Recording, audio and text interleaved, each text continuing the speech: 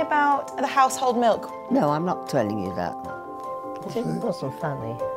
That wasn't right. Wasn't funny. How are they doing? Seriously? You're doing very Is well. it okay? There was no dangers there, apart from the dangers of pure boredom. I'm not telling you that. Oh, it's naughty. please. No, I can't. No, I can't use words like that. Viv. No, darling, I can't. I'm sorry.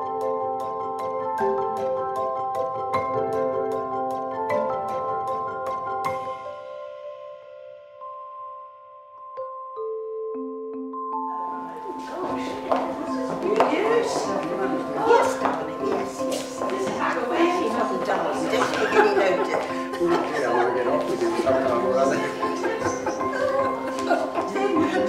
Stands with the dames. Any funny stories that you know that Funny happened stories? during the war? Yes. He was. She doesn't even know that. Yeah, what corps were you in? A physical training course. Physical training instructor in the army. Well, as I said early on, my husband was in the army for 6 years, and at the beginning of his army career, he was stationed for a short while in Plymouth, and I had arranged to join him for the weekend. I got there and saw him, and it was wonderful. I had a brother-in-law that was in the army, and he was in a truck being driven somewhere, and it jolted very heavily and something fell down from the top, and it was a tin of tomato soup, I think, and it cut him on his head, and he said, "Oh, tell my wife I've been shot."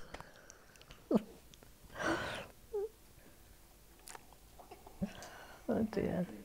If we're going back to the Second World War, there were masses of Jewish people who still lived in the East End, and most of the women were illiterate, and their English was very fractured. So if I speak in a fractured way, you should know that this is exactly how they spoke. Accommodation was very, very difficult to get. But during the night, he couldn't stay with me that night, and I could hear people running up and down the stairs and chattering away, and just had the impression that, you know, obviously it was a brothel. I didn't look for company, if you know what I mean, and I wasn't going to participate in the activities in the house.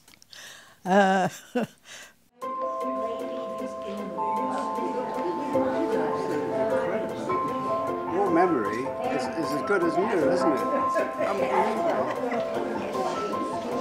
So far, You must have been top of the class at school. Tell me the household milk. No, I can't. Viv, it's a word. Yes, I know, but it's not You don't even enough. have to say the word. I don't normally use words like that. Arsehole is not a bad word. Oh, yes, it is. There are other funny stories. There's one about Dr. Taylor. All right, tell me about Dr. Taylor. I mentioned my cousin David, who was a single guy, unmarried guy, and whenever he was on leave, he spent it with us. And he was certainly a very eligible young man, nice looking and educated and a doctor. Now, Jewish mothers, all Jewish mothers, love the idea that their daughters will marry a doctor. Well, Dr. Taylor wanted to settle down, and in those days there were such things as matchmakers.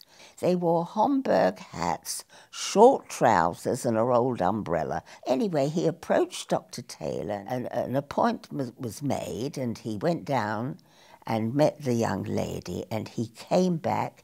He was seething with anger. My cousin David, my mother and my father and I would be invited over by some anxious mother who was eyeing him as a prospective son-in-law. Dr. Taylor said to the matchmaker, "How dare you embarrass me? the way you have, and also the young lady. She was a midget. He said it was dreadful. I've never been so embarrassed in my life. He said, you mustn't do things like that.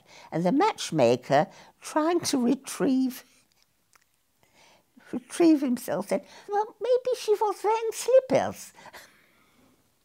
So it was wartime and food was short, so we had some of the best wartime meals that I can remember, gratis, on the back of David's eligibility. But he didn't marry any of the girls, much to their mother's chagrin. Oh my word, good Lord. And Churchill came in.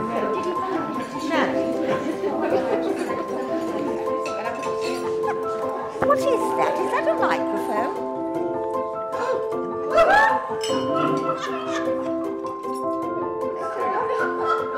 I had a problem with a senior NCO. I was only a private at the time. But unfortunately for this bloke, I was drinking a mug of tea, hot tea. Has that cable been there the whole time? What, darling? That cable? Darling, I'm a very old lady. My sight isn't all that good, and neither is my hearing. Okay. Well, Bibby? No, explain that. If you just raise your arm for me. What, darling? That's quite nice. So polite. I've got smoked salmon for you. Oh, right. Sounds great. Right, if you... And a collar, but I haven't bought it yet. And when he grabbed onto my shoulder and said to me, whatever, I can't repeat it. But whatever it was something that was unpleasant for me. So I shoved the mug of tea right into his eye. He didn't mean to hit his eye, he just threw it in his face. Yeah. It wasn't funny.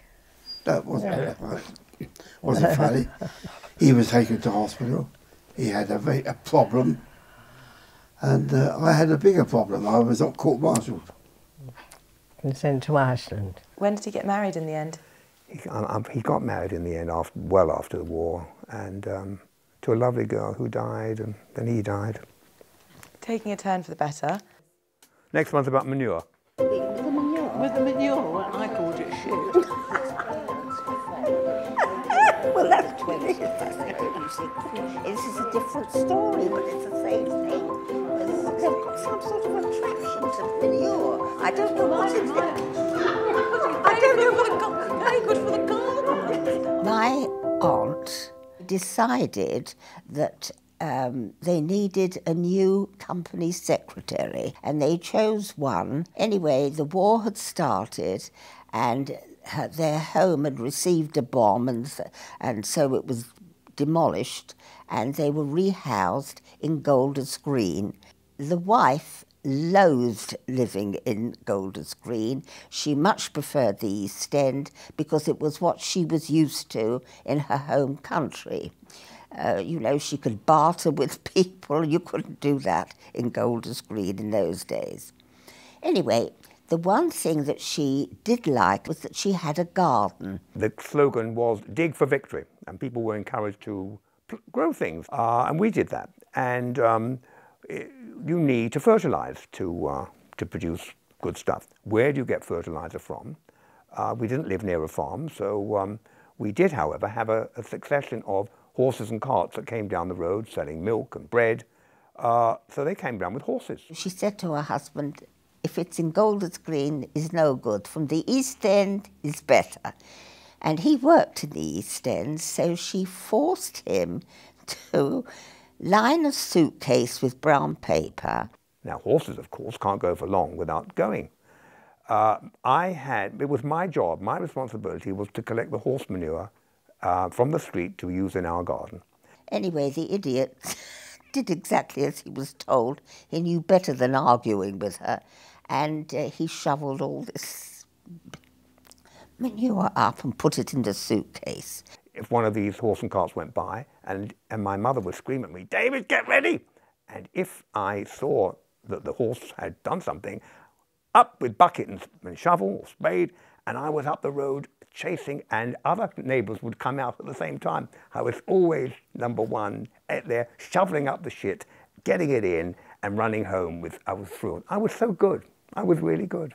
Well, during the war, the police, if you were carrying a suitcase, could demand that you opened it because you might have been carrying things like, you know, butter and sugar and so on, which were rationed. When he came home at night, he was walking down the Golders Green Road and 2 policemen accosted him and said, "What's in your suitcase?" So he said, "Officers, you don't want to know. You just don't want to know." Anyway, they insisted that he opened it. And you can imagine their faces when they saw what was inside. And the only excuse he could make was, "My wife says everything from the East End is better." There's no other stories. That's it? That's it. All done? All done. Nothing else? Nothing else. Well, it's enough, isn't it?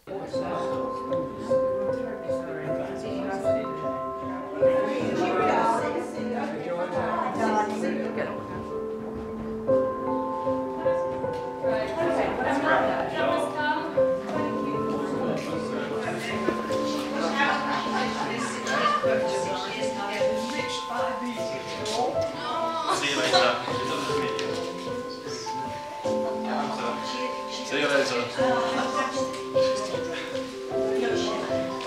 Oh, it's only today.